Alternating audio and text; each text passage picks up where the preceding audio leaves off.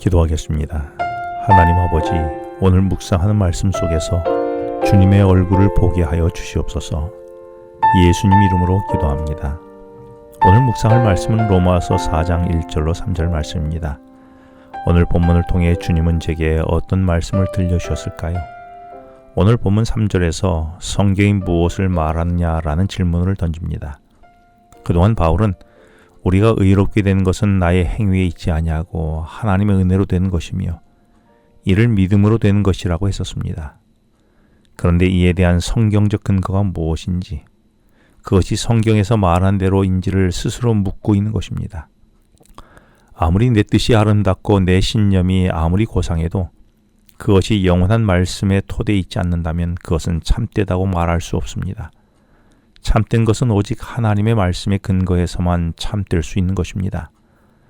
그런데 내가 주님을 믿는다고 하면서도 한순간이라도 주님의 말씀에서 떠나버린다면 세상에 믿지 않는 사람과 비교하여 나을 것이 없는 것입니다.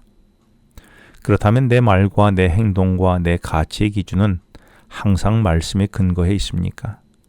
그렇게 살기 위해서는 항상 하나님의 말씀과 가까이 살아야 하지 않을까요?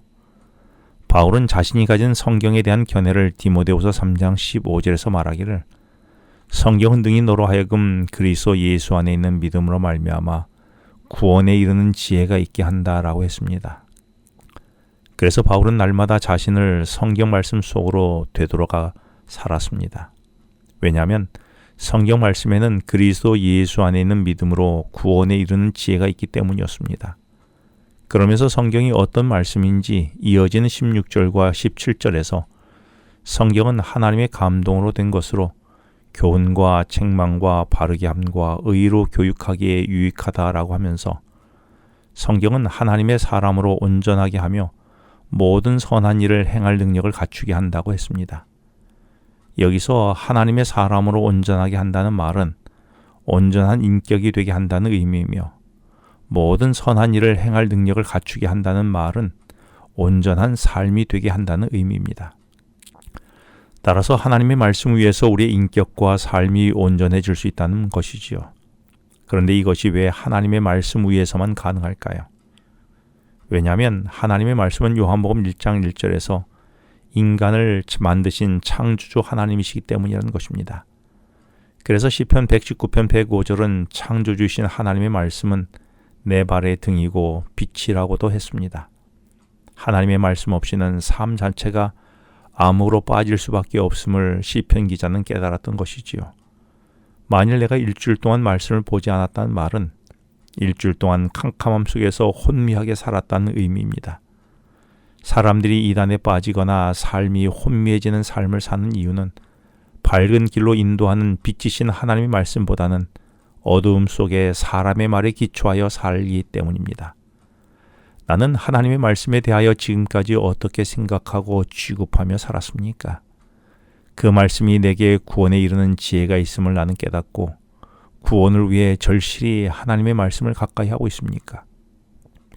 그리고 그 말씀이 오늘 내 삶의 밝은 빛으로 길을 인도하고 내 삶을 바르게 꼴지어 가고 있음을 나는 알고 있습니까? 그래서 나는 매일 지속적으로 말씀으로 살아가고 있습니까? 바울은 믿음으로 내가 의로워진다는 것을 어디서 깨달았을까요? 바울은 창세기에 나오는 아브라함의 이야기를 통해서 발견하게 되었습니다. 그래서 오늘 본문 1절 2절에서 그런즉 육신으로 우리 조상인 아브라함이 무엇을 얻었다 하리요? 만일 아브라함이 행위로서 의롭다 하심을 받았으면 자랑할 것이 있으려니와 하나님 앞에서는 없느니라 라고 했습니다. 하나님과 예수님을 믿는 믿음으로 말미암아 내가 의로워진다는 개념은 성경의 첫머리부터 소개되는 구원의 핵심 메시지였습니다. 그래서 바울은 아브라함의 경우를 예를 들어 하나님의 은혜 없이는 구원받을 사람이 한 사람도 없음을 강조하고 있는 것입니다. 여기에 아브라함도 예외 없이 그가 의롭다 칭함을 받은 것은 그의 행위가 아니었기에 자랑할 것이 없다고 한 것입니다. 그런데 여기에 주의해야 할 것이 있습니다. 그것은 아브라함이 행한 선이 하나도 없다거나 예수 믿는 사람은 아무런 선한 행위가 필요 없다는 말로 오해해서는 안 됩니다. 왜냐하면 아브라함은 헤브론에서도 하나님과 교제를 나눈 사람이었으며 조카 롯에게 땅을 양보하는 미덕을 행한 사람이었고 소돔에 있는 조카 롯의 구원을 위해 하나님께 기도했던 사람이었습니다. 그러나 이런 행위가 아브라함을 의롭게 한 것이 아니라며 이어진 3절에서 성경이 무엇을 말하느냐?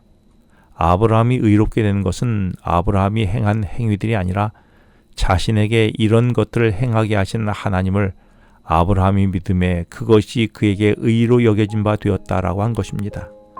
그렇습니다. 아브라함이라 해도 그가 무엇을 한다고 그것이 그를 의롭게 한 것이 아닙니다.